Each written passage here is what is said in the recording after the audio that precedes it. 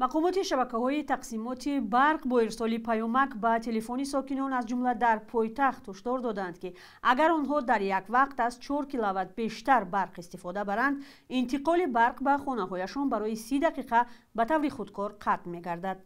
این مراجعت به ساکنان ربط داشته است که از حسابگیرک یک فازه استفاده می‌برند. از استفاده برندگان خواسته شده است که در یک وقت از چند دستگاه برقی مثل درزمال و پیچ‌ها و ماشینه جمع‌شویی استفاده نکنند. مقامات ضرورت کم کردن استفاده برق را با کمشوی آب در دریاها ربط دادند که به گفته آنها به حجم استحصال آن تأثیر رسانده است. شبکه‌های تقسیمات برق در پیامک به ساکنان گفته است این چاره‌ها موقتی بوده به خاطر صرفه آب راه اندازی شدند. هفته‌های اخیر ساکنان زیاد در پایتخت از مشکل بی‌برقی و جاری شدن لیمیت شدید شکایت دارند. محترم رئیس، این ما شبکه برق اومدیم، این سویتای خچان گریانه، این تماشا که این جمع اومدیم، زورمون اینجا اومدیم، کودکای مایده داریم، نورجان داریم، در آشیانه بلند زندگی میکنیم. اینا ما اومدیم.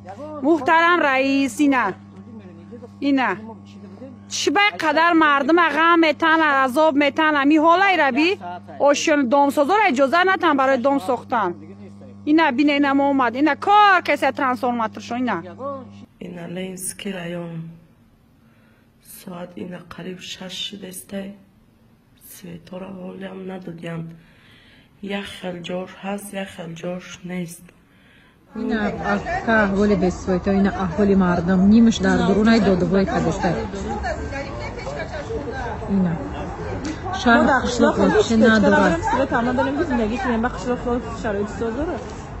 مردم گریه داره، پشت در اومدین مردم گریه دارن، یکی پروا ندارن. ای ساعت 8 سحر کشتن سویتا، ای ساعت 5 میتن، یک ساعت دادن باز کشتن به ساعت 10. در یک نامه دیگر که با امضای رهبر شبکه‌های تقسیمات برق به مقامات زیرتابع آن ارسال شده است، گفته شده است که برق توسط حسابکنک‌های هوشمند موافق نوبت و با ترتیب معین از سیستم بیلینگی خاموش کرده می شود.